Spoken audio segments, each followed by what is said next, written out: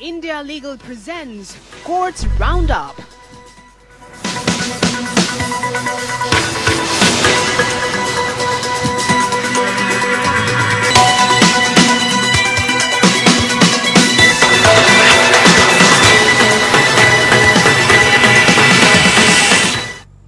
नमस्कार, आप देख रहे हैं हमारी खास पेशकश कोर्ट्स राउंड अप। मैं हूं आपके साथ रेशु त्यागी। इस बुलेटिन में अगले आधे घंटे हम आपको कोर्ट से जुड़ी तमाम छोटी बड़ी खबरों से रूबरू कराएंगे। कोर्ट की कार्यवाही और सुप्रीम कोर्ट से लेकर हाई कोर्ट और लोअर कोर्ट तक के फैसलों को आपके सामने रखेंगे। तो शुरू करते हैं कोर्ट से जुड़ी हुई तमाम खबरें। India Legal presents Courts Roundup.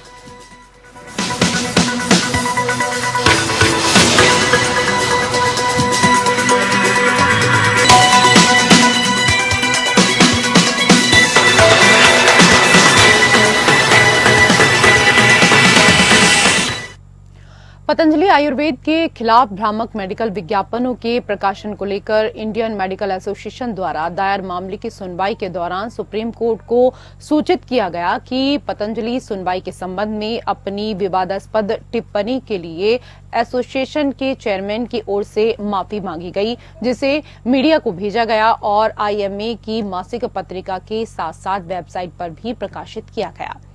Justice हिमा कोहली और जस्टिस संदीप मेहता की खंडपीठ ने मामले की सुनवाई 6 अगस्त तक के लिए स्थगित कर दी, क्योंकि प्रतिवादियों को 6 जुलाई को आईएमए चेयरमैन की ओर से दायर हलफनामे को देखने का अभी मौका नहीं मिला। अनुरोध पर इसने IMA chairman doctor R V Ashokan, जो अदालत में उपस्थित थे, उसको अगली तारीख पर व्यक्तिगत रूप से उपस्थित होने से छूट भी दी। सुनवाई के दौरान आईएमए के लिए सीनियर एडवोकेट पीएस पटवालिया ने आईएमए की वेबसाइट पर प्रकाशित निम्नलिखित माफीनामे या विज्ञापन की ओर न्यायालय का ध्यान आकर्षित किया। उन्होंने बताया कि माफीनामे विज्ञापन को मीडिया हाउस को भेजा गया। सीनियर एडवोकेट ने कहा कि आईएमए की वेबसाइट के अलावा आईएमए की मासिक पत्रिका के पहले पृष्ठ पर भी एक पूर्ण पृष्ठ माफीनामे को प्रकाशित किया गया। आईएमए ने पतंजलि आयुर्वेद के खिलाफ एलोपैथिक चिकित्सा पद्धति के खिलाफ उसके भ्रामक दावों और अपमानजनक विज्ञापनों के लिए मामला दर्ज किया। इसके बाद पतंजलि ने अदालत को वचन दिया कि भविष्य में ऐसी कोई बयान नहीं दिया जाएगा। हालांकि भ्रामक विज्ञापन जारी रहे, जिसके कारण अदालत ने पतंजलि, उसके एमडी आचार्य बालकृष्ण और सह संस्थापक बाबा रामदेव के खिलाफ अदालती वचन का उल्लंघन करते हुए भ्रामक चिकित्सा विज्ञापन प्रकाशित करने के लिए अवमानना कार्यवाही शुरू की।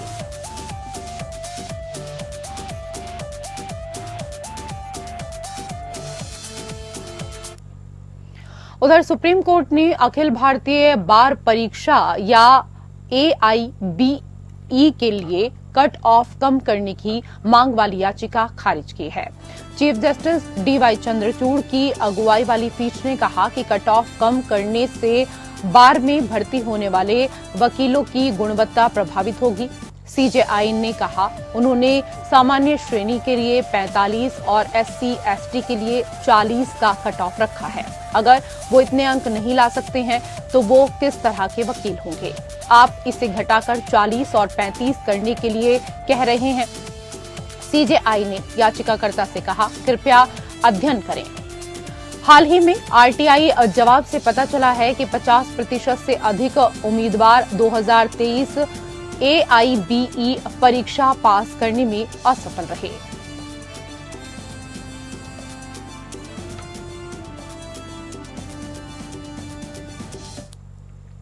और उधर ओडिशा में ऑस्ट्रेलियाई मिशनरी ग्राहम स्टेन्स और उनके नाबालिग बेटों की हत्या का मामले में उम्र कैद की सजा काट रहे दारा सिंह सुप्रीम कोर्ट पहुंचे। जस्टिस ऋषिकेश रॉय की अध्यक्षता वाली बेंच ने दारा सिंह की याचिका पर उड़ीसा सरकार को नोटिस जारी कर 6 हफ्ते में जवाब दाखिल करने को कहा।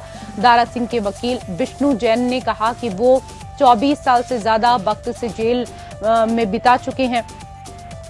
वहीं उड़ीसा राज्य में सजा की माफी का नियम 25 साल है। ऐसे में सुप्रीम कोर्ट उनकी याचिका पर विचार करे। दरअसल उड़ीसा में ऑस्ट्रेलियाई मिशनरी ग्राहम स्टेन्स और उनके नाबालिग बेटे की हत्या के मामले में उम्र कैद की सजा काट रहा दारा सिंह ने उसको माफी देकर उसकी रिहाई के निर्देश देने की मांग करते हुए सुप्रीम कोर्ट में याचिका दाखिल की। दारा सिंह ने अपनी याचिका में राजीव गांधी के हत्यारों की रिहाई का दिया हवाला देते हुए कहा कि ग्राहम से कोई निजी दुश्मनी नहीं थी और 2 दशक पहले किए अपराध को कबूल करता है और उस पर उसे खेद है।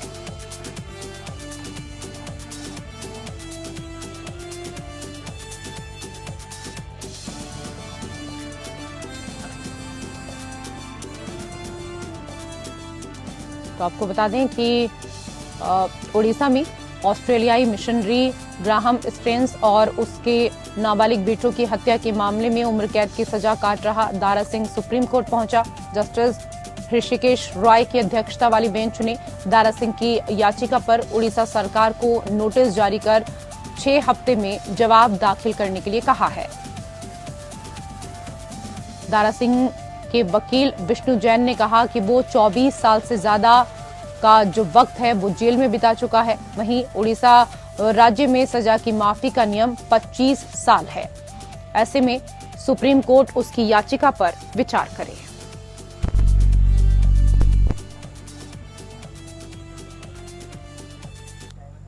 उधर सुप्रीम कोर्ट ने केंद्र की आलोचना की और कहा कि दिव्यांग व्यक्तियों के लिए बड़ी संख्या में रिक्त पदों के बावजूद सिविल सेवा परीक्षा पास करने वाले 100% दृष्टिबाधित उम्मीदवार को नियुक्ति के लिए भटकना पड़ रहा है। जस्टिस अभय एस ओका और जस्टिस पंकज मित्तल की खंडपीठ ने कहा कि दिव्यांग व्यक्तियों के अधिनियम या पीडब्ल्यूडी एक्ट को लागू करने में भारत संघ की ओर से घोर चूक हुई है।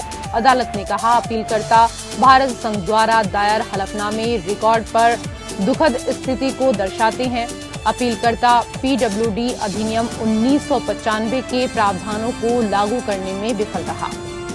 प्रतिवादी नंबर 1 को नियुक्ति पाने के लिए इधर उधर भटकना पड़ा, जबकि विभिन्न पीडब्ल्यूडी श्रेणियों में रिक्तियों का एक बड़ा बैकलॉग है।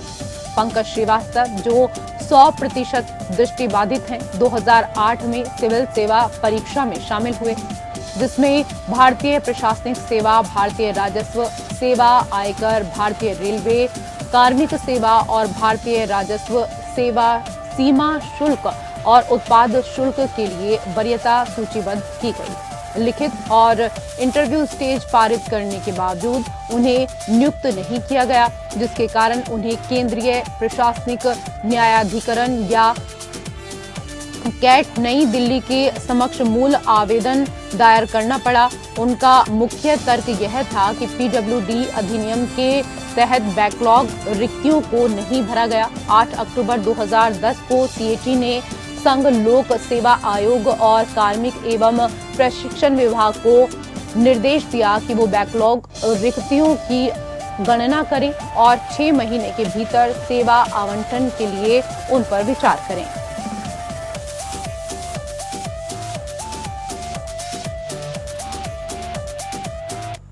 उधर सुप्रीम कोर्ट ने कहा कि यह चिंताजनक है कि ईडी ने छत्तीसगढ़ में सार्वजनिक वितरण प्रणाली में भ्रष्टाचार से संबंधित 2015 के नागरिक पूर्ति निगम या NAN घोटाले मामले में जांच पूरी नहीं की। जस्टिस अभय एस ओका और जस्टिस ऑगस्टीन जॉर्ज मसी की खंडपीठ ने ईडी को हलफनामा दाखिल करने के लिए 2 सप्ताह का समय दिया, जिससे ये दिखाया जा सके कि आरोपी आलोक शुक्ला और नान के तत्कालीन अध्यक्ष और प्रबंध निदेशक अनिल अपनी अग्रिम जमानत का दुरुपयोग कर रहे हैं। ईडी ने छत्तीसगढ़ हाईकोर्ट द्वारा 2020 में दी गई उनकी अग्रिम जमानत को चुनौती दी, जब additional solicitor general SP Raju ने प्रस्तुत किया कि वह हलफनामा दायर नहीं करना चाहते क्योंकि इससे न्यायपालिका की बहुत खराब तस्वीर पेश होगी। जस्टिस ओका ने कहा क्या यह परेशान करने वाली बात नहीं कि 2019 की ECIR में आज हम 2024 में हैं, जांच पूरी नहीं हुई है। पीएमएलए के तहत शिकायत दर्ज नहीं की गई। 2022 में ईडी ने आरोपी और अधिकारियों के बीच मिलीभगत का दावा करते हुए सुप्रीम कोर्ट के समक्ष प्रस्तुत किया कि हाईकोर्ट जज ऐसे लोगों के संपर्क में थे जो आरोपियों की मदद कर रहे थे।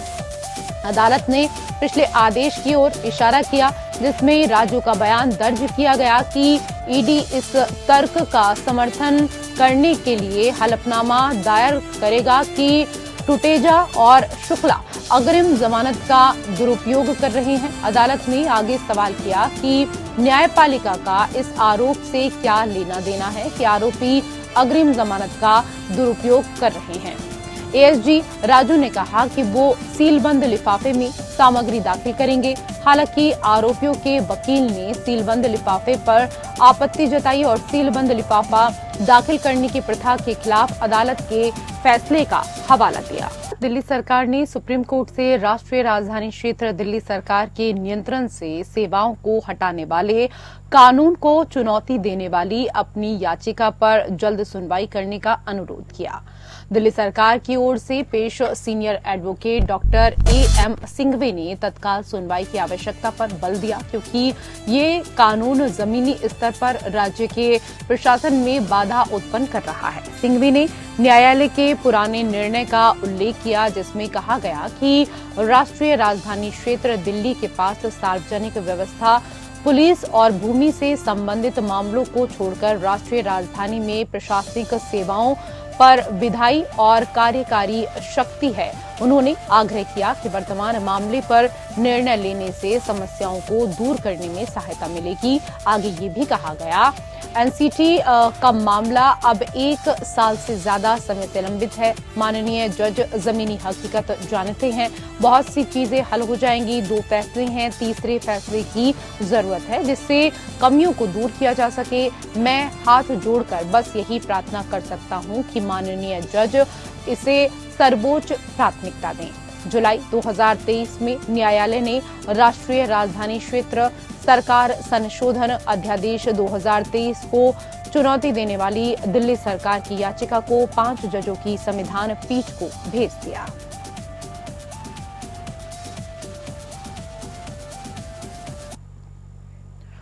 उधर सुप्रीम कोर्ट ने दंड प्रक्रिया संहिता 1973 में जेंडर भेदभावपूर्ण प्रावधान को चुनौती देने वाली याचिका बंद की है, जिसमें इस तथ्य को ध्यान में रखा गया कि इस कानून के स्थान पर भारतीय नागरिक सुरक्षा संहिता या बीएनएसएस ने इस प्रावधान को हटा दिया।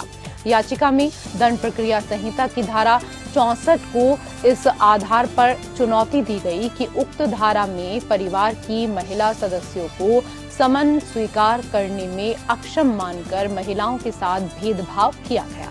धारा 64 कहती है कि जहां सम्मान प्राप्त व्यक्ति को उचित परिश्रम के बाद भी नहीं पाया जा सकता, वहां सम्मान की एक प्रति उसके साथ रहने वाले उसके परिवार के किसी वयस्क पुरुष सदस्य के पास छोड़कर उसे भेजा जा सकता है।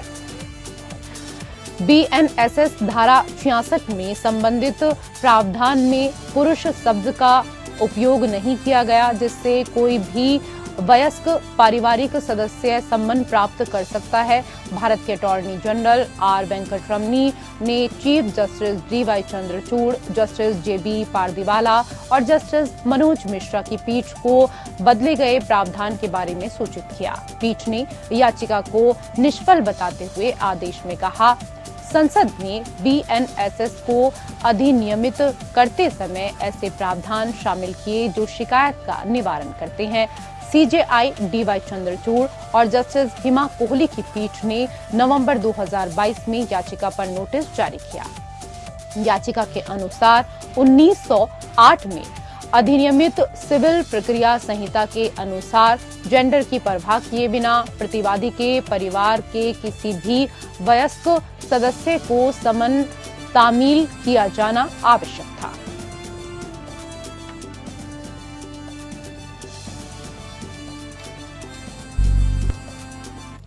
उधर सुप्रीम कोर्ट ने कांग्रेस नेता राहुल गांधी की लोकसभा सदस्यता की बहाली को चुनौती देने वाली याचिका दायर करने के लिए लखनऊ के वकील अशोक पांडे पर लगाया गया 1 लाख रुपए का जुर्माना वापस लेने से इनकार किया। जस्टिस BR गवई और जस्टिस KB विश्वनाथन की खंडपीठ ने याचिकाकर्ता को ऐसी याचिकाएं दायर करने के लिए फटकार लगाई और कहा, इतनी सारी याचिकाएं दायर करने से पहले आपको 100 बार सोचना चाहिए।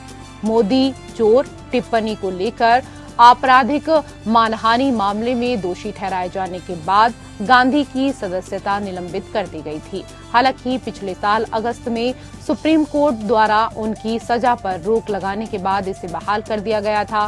पांडे ने बाद में रिट याचिका दायर की थी, जिसमें कहा गया कि आपराधिक मामले में बरी होने के बाद ही लोकसभा की सदस्यता बहाल की जा सकती है। इस साल जनवरी में सुप्रीम कोर्ट ने जुर्माना लगाने के बाद याचिका को बेकार करार देते हुए याचिका कर दिया था और पीठ ने कहा कि ऐसी याचिका सिर्फ कोर्ट का समय बर्बाद करती हैं। कोर्ट रूम में हुए ड्रामे में पीठ ने पांडे से पूछा कि उन पर कितनी अदालतों ने जुर्माना लगाया। इस पर उन्होंने कहा कि उन्होंने 200 जनहित याचिकाएं दायर की। इसके बाद कोर्ट ने आवेदन को दृढ़ता से खारिज कर दिया। पांडे, यह वो मुद्दा है जब सुप्रीम कोर्ट के आदेश के मद्देनजर राहुल गांधी की बहाली को चुनौती दी गई। कृपया संविधान पीठ द्वारा पारित आदेश देखें। पिछले साल CJI DY चंद्रचूड़ की अगुवाई वाली पीठ ने पांडे पर याचिका दायर करने के लिए 5 लाख का जुर्माना लगाया था, जिसमें कहा गया कि बॉम्बे हाई कोर्ट के चीफ जस्टिस द्वारा ली गई शपथ अवैध है क्योंकि उन्होंने मैं शब्द का इस्तेमाल नहीं किया।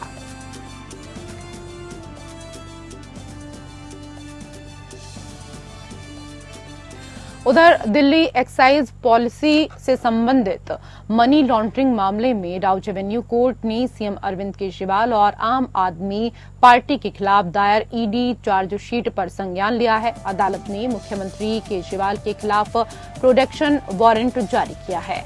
कोर्ट ने 12 जुलाई को सभी आरोपियों को कोर्ट में पेश होने का आदेश दिया है। स्पेशल जज कावेरी बावेजा ने अरविंद केजरीवाल और आम आदमी पार्टी के लिए प्रोटेक्शन वारंट जारी किया है। इस चार्जशीट में ईडी ने आम आदमी पार्टी को भी आरोपी बनाया है।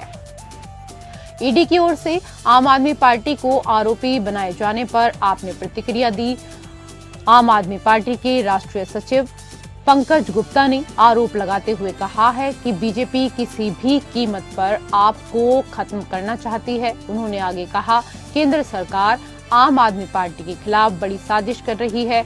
आज तक ईडी को भ्रष्टाचार का 1 पैसा नहीं मिला है। वहीं CBI मामले में दिल्ली उच्च न्यायालय ने 5 जुलाई को कथित आबकारी नीति घोटाले से जुड़े भ्रष्टाचार के मामले में मुख्यमंत्री अरविंद केजरीवाल की जमानत याचिका पर केंद्रीय अन्वेषण ब्यूरो CBI से जवाब मांगा है। न्यायमूर्ति नीना बंसल कृष्णा ने जमानत याचिका पर CBI को नोटिस जारी किया और मामले की अगली सुनवाई के लिए 17 जुलाई की तारीख निर्धारित की। CBI की ओर से पेश वकील DP सिंह ने केजरीवाल की ओर से अधीनस्थ अदालत का रुख किए बगैर सीधे उच्च न्यायालय का दरवाजा खटखटाने पर आपत्ति जताई। आम आदमी पार्टी के राष्ट्रीय संयोजक केजरीवाल को CBI ने 26 जून को तिहाड़ जेल से गिरफ्तार किया था।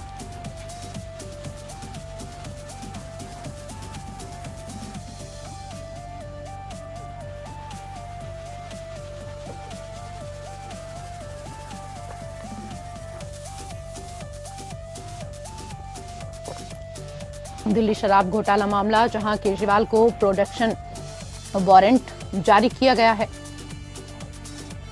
आपको बता दें कि 12 जुलाई को सभी आरोपियों को अब कोर्ट में पेश होने का आदेश दिया गया है।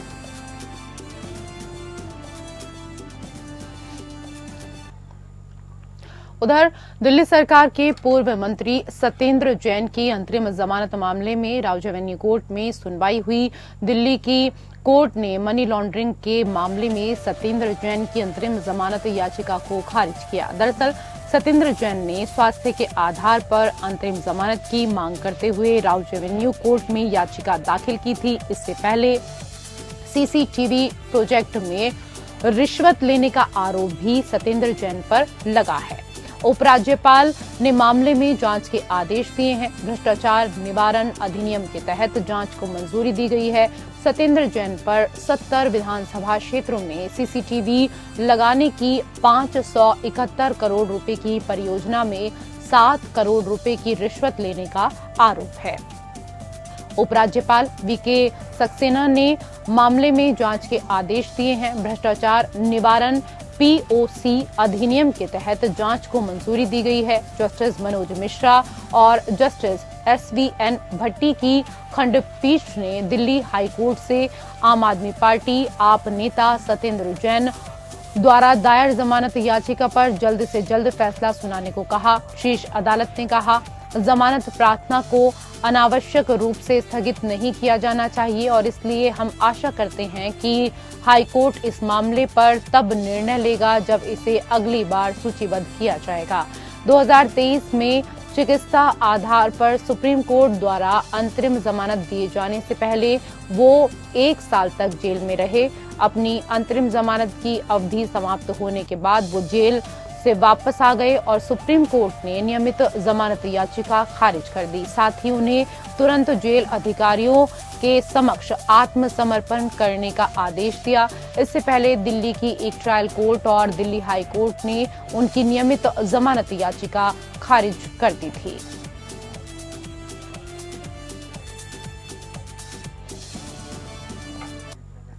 उधर पंजाब एंड हरियाणा हाईकोर्ट ने हरियाणा के सरकारी स्कूलों में 4 लाख छात्रों के नाम पर फर्जी दाखिले के मामले की जांच कर रहे अधिकारियों को तलब किया है।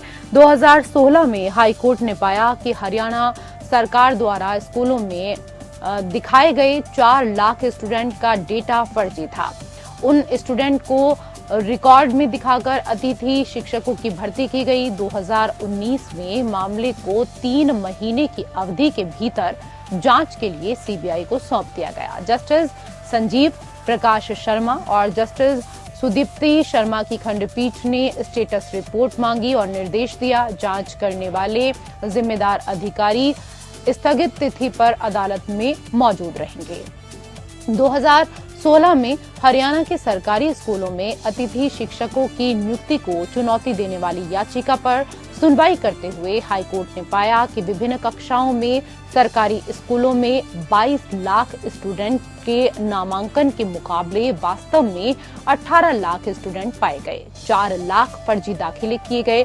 खंडपीठ ने कहा कि चूंकि 4 लाख दाखिले फर्जी पाए गए, इसका सीधा मतलब यह है कि नियुक्तिकरण के बाद भी शिक्षकों की भर्ती के लिए राज्य द्वारा जो भी आकलन किया गया वह सही नहीं था।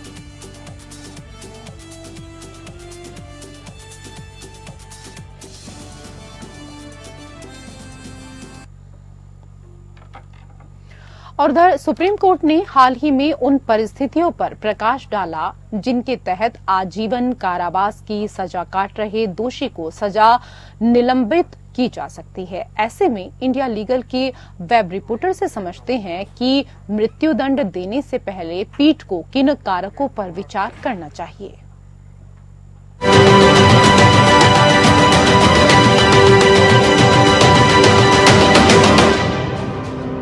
कोर्ट एक कॉन्विक्ट की लाइफ सेंटेंस कब सस्पेंड कर सकता है?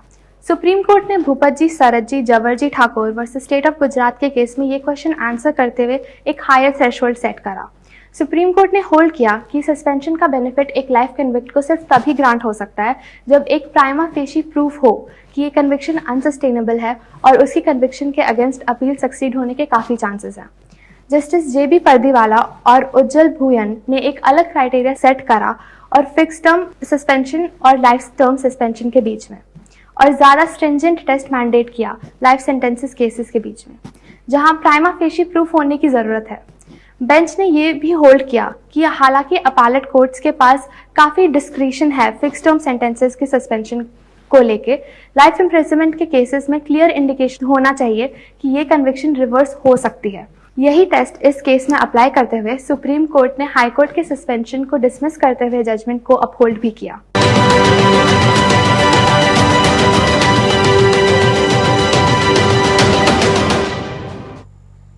और इसी के साथ कोर्ट से जुड़ी हुई खबरों में मेरे साथ फिलहाल इतना ही। नमस्कार। India Legal presents Courts Roundup.